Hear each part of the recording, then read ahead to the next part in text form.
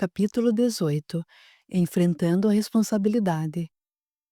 E sucedeu que, estando ele em casa à mesa, muitos publicanos e pecadores vieram e tomaram lugares com Jesus e seus discípulos. Ora, vendo isto, os fariseus perguntavam aos discípulos: Por que come o vosso mestre com os publicanos e pecadores? Mas Jesus, ouvindo, disse: Os sãos não precisam de remédio, e sim os doentes. Mateus capítulo 9, versículo 10 a 12. Na manhã seguinte retornamos. Galeno pedira a colaboração de 2 servidores do nosso plano que atuavam nas imediações, José e Oliva. Seus velhos conhecidos ficariam no apartamento tomando conta de Renato até nossa volta. O irmão de Melina acabara de acordar quando entramos no quarto. Abriu os olhos e espreguiçou-se. Um estranho bem-estar o inundava interiormente. Tentou lembrar-se do que acontecera no dia anterior. Não conseguiu. Reconheceu que seus problemas eram os mesmos, contudo seu enfoque da situação estava diferente.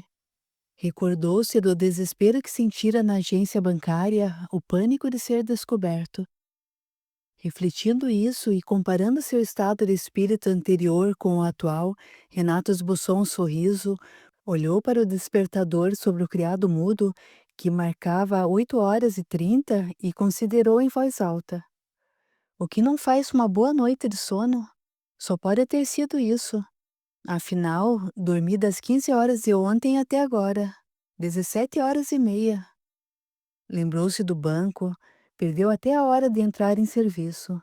Resolveu que ficaria a parte da manhã em casa, indo trabalhar somente no período da tarde. Levantou-se bem disposto. Fez a higiene matinal, vestiu-se e foi para a cozinha. Teria que preparar o seu café. Os pais estavam viajando e só voltariam no sábado. Colocou a água para ferver. Enquanto arrumava a mesa, voltou a pensar na situação em que se metera. Lembrou-se de que, até o dia anterior, só pensava no suicídio como meio de safar-se do problema que tanto o atormentava. Agora, no entanto, sua disposição não era a mesma. Ainda pensava na autodestruição, mas de forma vaga. Será que não haveria mesmo uma outra saída? Já não tinha tanta convicção de que a morte era uma boa ideia. A água ferveu e, dentro em pouco, um cheiro bom de café espalhou-se pelo ar. Não pude deixar de lembrar, com saudade, da casa paterna, da presença de minha mãe e dos suaves e deliciosos dias da minha infância e juventude, quando reacendia todas as manhãs o aroma do café coado. Isso significava que era hora de levantar e ir para a escola. Renato tomou sua primeira refeição e, como nada tivesse para fazer, colocou um disco. Estirou-se no sofá enquanto a melodia suave invadia a sala. Fechou os olhos. A lembrança da irmã falecida veio muito forte em sua mente. Ah, Melina, se você soubesse a falta que me faz, pensava. Experimentava a emoção da presença da irmã, sem saber que ela estava ali a seu lado. A evocação do rapaz, Melina cercou-se com imenso carinho e o abraçou. Sensibilizado até às lágrimas, Renato deixou que o coração falasse mais alto e pôs-se a conversar com a irmã mentalmente, como se ela estivesse ali, em carne e osso, a ouvi-lo. Percebíamos seus pensamentos com clareza. Ah, Melina, desde que você se foi, nunca mais fui o mesmo. Era sempre você que me ajudava, que me orientava, que me ouvia quando necessário. Apesar de ser mais nova, sempre foi mais madura e responsável, minha segunda mãe. Se você puder me ouvir, ajude-me. Estou numa enrascada tremenda e não tenho ninguém em quem possa confiar ou a quem contar meus problemas. Se você estivesse viva, seria diferente. Sei que me ouviria e tentaria ajudar-me da melhor forma possível. Mas agora sinto-me tão só, tão desamparado. Melina olhou para Galeno e ele a incentivou. Aproveite a ocasião, minha amiga. O momento é oportuno e ele está sensível à influenciação superior. Fale com o coração, orientando-o e acordando-o para a responsabilidade. A jovem sentou-se no sofá, delicadamente colocou a cabeça do rapaz no seu regaço, afagou-lhe os cabelos e iniciou com imenso carinho. Renato, meu irmão, nunca estamos sós. Deus vela por nós em todos os momentos. A nossa imperfeição é que nos impede de sentir a sua presença divina e a amorosa solicitude dos seus mensageiros. Fez uma pausa, pareceu meditar por um momento e prosseguiu. Recorda-se você dos meus cuidados e atenções sempre constantes, de adolescente inexperiente, suplicando minha ajuda. Contudo, meu irmão, você recebeu, durante toda a existência, bênçãos ininterruptas, sem que tenha aprendido a valorizá-las. Teve a oportunidade de nascer numa família bem constituída e ter pais amorosos. Sua infância transcorreu tranquila e sem que nada lhe faltasse. A escola, como tesouro divino, descerrou-lhe as portas do conhecimento, permitindo-lhe cursar a universidade livre de preocupações com os respectivos gastos. Nossos pais, protetores, abriram mão da nossa vidinha pacata e confortável do interior, vindo residir na capital para acompanhá-lo em seus estudos, de modo que nada lhe faltasse, sob o argumento de que eu também iria precisar de boas escolas que a nossa pequena cidade não possuía. Enquanto Melina falava, surpreendia-me com sua segurança e lucidez. Com o olhar procurei Galeno, um pouco mais afastado, e compreendi o que estava acontecendo. Da cabeça do nosso instrutor, mais precisamente da zona frontal, partiam fios muito tênues que se ligavam à cabeça de Melina. Através deles, Galeno transmitia-lhe inspiração. Prosseguia ela. Mal saído da adolescência, você foi aquinhoado com aprovação num concurso, conseguindo emprego bom e boa remuneração. Encontrou esposa dedicada e amorosa, teve uma filha adorável, mas não conseguiu manter seu casamento. Separou-se e voltou a morar na casa paterna. Fez outra pausa, dando-lhe tempo para refletir, e prosseguiu. Sei o que você está pensando. Acha que tudo que obteve da vida foi graças ao seu próprio esforço, e segundo seu modo de entender, a bondade divina nada tem a ver com isso. Por engano, Renato. Tire o véu do orgulho que empana a sua visão, meu irmão. Não for o amparo de Jesus, sua situação seria bem diferente e talvez estivesse você hoje no hospital psiquiátrico, considerado doente das faculdades mentais. Renato, sem entender o que estava acontecendo, recebia sugestões mentais de forma intuitiva, desagradavelmente surpreendido com as ideias que lhe vinham à mente e que não conseguia evitar, pois fugiam a seu controle. A análise pura e simples do que fora a sua vida, do seu comportamento, traziam-lhe imagens à tela mental que gostaria de esquecer. Contudo, Melina continuava. E o que você fez de todas essas bênçãos que lhe foram confiadas como talentos divinos? Dissipou-as uma a uma. Agora encontra-se na iminência de perder o emprego e se acovarda perante a responsabilidade dos atos praticados. Acorde, meu irmão. Lembre-se de que você não é mais um garoto cujos problemas as outras pessoas resolviam. Você é um adulto, responsável e consciente dos seus atos. Se errou, não fuja à reparação. Enfrente os obstáculos que a vida lhe assinala com coragem e dignidade. Renato, nessa altura, chorava copiosamente, exclamando: Mas não posso ir para a cadeia. Meu irmão, o que representa algum tempo na cadeia perante sua consciência? Existe prisão maior do que a da consciência culpada?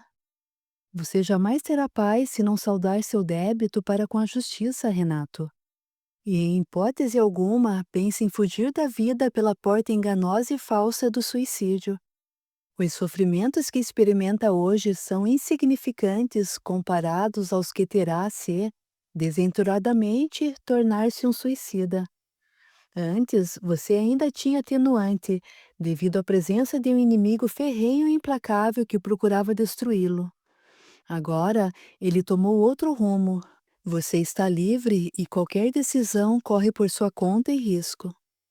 Renato, sob a sugestão mental de Melina, lembrou-se do mal-estar que sentia desde algum tempo, o medo contínuo e a sensação de estar sempre sendo vigiado.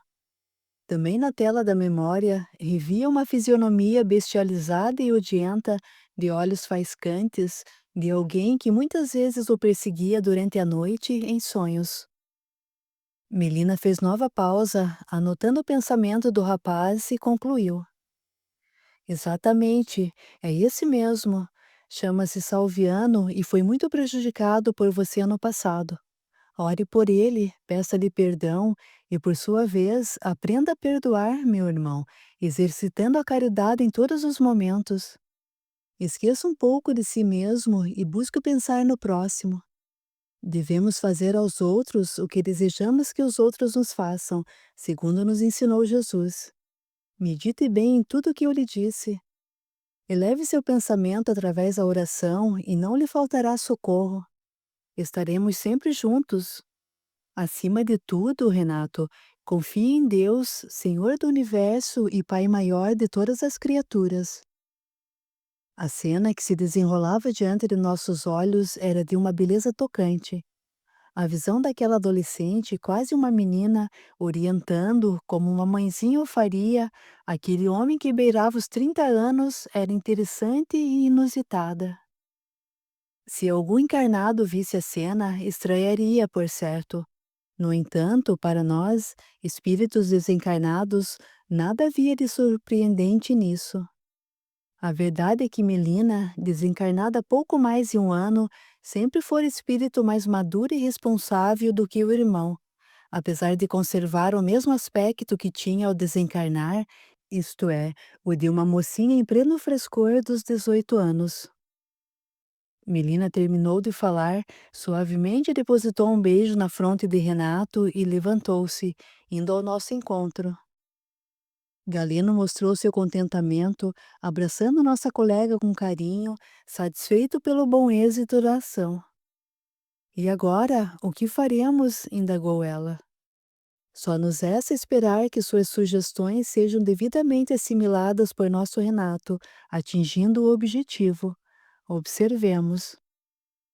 Renato, que se conservava estirado no sofá, pensava, já agora como se estivesse falando consigo mesmo. Por que estou tão preocupado com um problema que nem é tão grande assim? Errei, é verdade e reconheço isso. Contudo, nunca tive a intenção de ficar com o dinheiro que não me pertence. Foi uma fatalidade. Suspirou e prosseguiu, decidido. O melhor é enfrentar a situação como um homem. Trocamos olhares satisfeitos enquanto o rapaz levantava-se do sofá, deixando a sala. Voltou meia hora depois, de banho tomado e pronto para sair. Estava com outro aspecto. Saiu e o acompanhamos. Não demorou muito, dávamos entrada no prédio da agência bancária. Renato sabia que o gerente estaria em seu gabinete e para lá se dirigiu. Na antessala, a secretária informou que o chefe estava sozinho e, um tanto temeroso, Renato entrou. Nossa equipe também, vibrando a seu favor. Galeno aproximou-se do nosso amigo e murmurou: Nada receie, confie em Jesus, conte a verdade. Após os cumprimentos de praxe, o gerente, que assinava alguns documentos, sem deixar o que estava fazendo, indagou: Então, o que o traz aqui? Algum problema no seu setor? Renato respirou fundo, tomou fôlego, escolhendo palavras para entrar no assunto. Resolveu ir direto na questão. Osvaldo, preciso comunicar-lhe algo muito importante. Pelo ar sério e compenetrado do subordinado, o gerente levantou a cabeça, largou a caneta e dispôs-se a ouvi-lo. Pois fale, homem, aconteceu alguma coisa? Ah, é verdade. Soube que ontem você não passou bem. Está com problemas de saúde? Se for isso. Não, não, estou bem.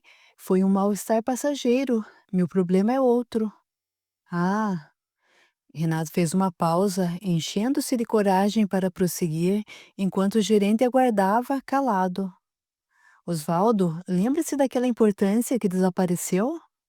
Sim, claro. Pois bem, fui eu. Foi você o quê? Fui eu que peguei o dinheiro. Osvaldo abriu a boca para dizer alguma coisa, mas Renato o impediu. Não, não diga nada. Deixe-me contar tudo primeiro. Depois você fala, pergunta o que quiser. Preciso desabafar. E assim, Renato relatou ao seu chefe tudo o que acontecera. Colocou tanta sinceridade nas palavras que Osvaldo convenceu-se de que ele realmente não teve o intuito de roubar a quantia. Além disso, conhecia o funcionário de longa data, eram amigos e jamais tivera conhecimento de qualquer atitude que o desabonasse. Através do interfone, ordenou à secretária: encontre o inspetor na agência e peça-lhe que venha até minha sala. Quando o inspetor chegou, Renato repetiu tudo o que tinha dito ao gerente, sem omitir nada. Como maior autoridade bancária presente, o inspetor fitou Renato friamente e considerou, como alguém que está apenas cumprindo seu dever. Você não desconhece a gravidade do ato que praticou. Teremos que formalizar um processo, isto é, tomar depoimentos, abrir inquérito. Além disso, será afastado da função de caixa enquanto correr o processo. Renato concordou com um gesto de cabeça. Tem consciência de que jogou para o alto uma posição segura e um futuro promissor na empresa? Sim, infelizmente é verdade. Sei também que preciso devolver a importância que peguei. No entanto, não disponho agora da quantia necessária. Preciso vender meu carro e o mercado está meio parado atualmente. Veremos isso. Por agora, vou tomar suas declarações. Durante algumas horas, Renato esteve trancado no gabinete do gerente, oficializando sua confissão. Quando terminou, o inspetor apresentou-lhe o documento para que assinasse, liberando-o em seguida. O gerente, que sempre tivera muita simpatia por ele, antes que saísse do gabinete, segredou-lhe: não se preocupe demasiadamente, Renato. Tudo vai se resolver. Você confessou sua culpa espontaneamente, não tinha intenção de ficar com o dinheiro, prontificou-se a devolver a quantia, reparando o dano, e além disso, baixou a voz, comentando com certo cinismo: quem é que, nesse país onde vigora a impunidade, vai para a cadeia por ter roubado alguns trocados? Fique tranquilo. Além disso, vou sugerir que seja feito um parcelamento da dívida para facilitar o recebimento do débito. Afinal, para o banco, importa que a importância seja restituída. Veremos o que se pode fazer.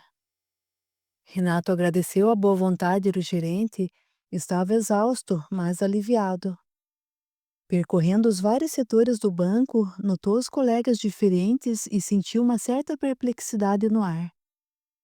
Com certeza vazara a informação e os funcionários já estavam sabendo.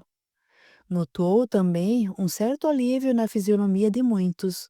Afinal, até então, todos eram suspeitos. Deixando o banco, caminhou pelas ruas sem destino. Apesar de tudo, dos problemas que iria enfrentar, do desprezo dos colegas e da própria sociedade, das dificuldades econômicas para restituir a quantia, mantinha a cabeça erecta. Interiormente, reconhecia-se livre e gozava de um bem-estar que há muito não sentia. Sua mente, que desde algum tempo estava sempre nublada, sombria, pesada, agora lhe parecia lúcida e limpa. Limpa de pensamentos deprimentes, como a ideia de suicídio, que desde algum tempo não lhe dava tréguas. Teve vontade de levar o pensamento em oração e, passando defronte de uma igreja católica, entrou. Os últimos raios de sol se escoavam pelos vitrais, incidindo sobre uma imagem de Jesus crucificado, em tamanho natural, enchendo-a de luz dourada. Na paz e quietude do ambiente, deserto àquela hora do dia, ajoelhou-se e chorou. Sentia-se intimamente sustentado e fortalecido por forças que desconhecia. Lembrou-se do colóquio que mantivera com a irmã falecida ainda naquela manhã e que, agora, lhe parecia um sonho. Entretanto, algo lhe dizia que fora ela o anjo protetor que mais uma vez o socorrera. A voz de Melina, tão familiar e tão querida, ainda parecia soar em seus ouvidos. Como podia ser isso? Sabia que fora ajudado. Não sabia como, mas as mudanças que havia acontecido na sua vida desde aquela manhã eram grandes demais para passarem despercebidas. Notava-se algo modificado por dentro, com novas disposições. Quando tudo se acalmasse, queria fazer alguma coisa de bom e de útil. Melina lhe dissera que sempre vivera egoisticamente e tinha razão. Sempre pensara apenas em si mesmo. Lembrando-se da irmã, novamente defrontou-se com o estranho fenômeno. Sentira a presença de Melina, ouvira suas palavras. Agora tinha certeza disso. Analisando melhor, percebia que aqueles conceitos e sugestões não eram produto da sua mente. As palavras dela não lhe saíam da cabeça. Resolveu que procuraria se informar melhor sobre esse assunto de almas do outro mundo. Tinha um amigo espírita que muitas vezes o convidara para ir conhecer o centro que frequentava, mas ele sempre se esquivara. Era de tradição católica e tinha medo de mexer com essas coisas. Agora, contudo, era diferente. Queria obter mais informações sobre o destino daqueles que deixam a vida após a morte. Resolveu que procuraria o amigo naquele mesmo dia, de modo a não perder mais tempo. Na espiritualidade, nossa equipe exultava, especialmente Melina, que via coroados de êxito nossos esforços no sentido de socorrer seu irmão. Abraçamo-nos, formando uma corrente, e Melina pediu permissão para fazer a prece, agradecendo a Deus as bênçãos recebidas e o término da ação socorrista. Acompanhamos suas comovidas palavras, vazadas na pura emoção de alguém que sente a plenitude do amor no cumprimento do dever. Senhor da vida, nossos corações, transbordantes de alegria, elevam-se a Ti, agradecidos pelas bênçãos que nos foram concedidas no trabalho dignificante de socorro a irmãos nossos profundamente necessitados. Por isso, Senhor, oferecemos-te as flores do nosso amor, suplicando-te que as suas pétalas de luz alcancem os nossos queridos Renato e Salviano, envolvendo-os em emanações de paz e reconforto.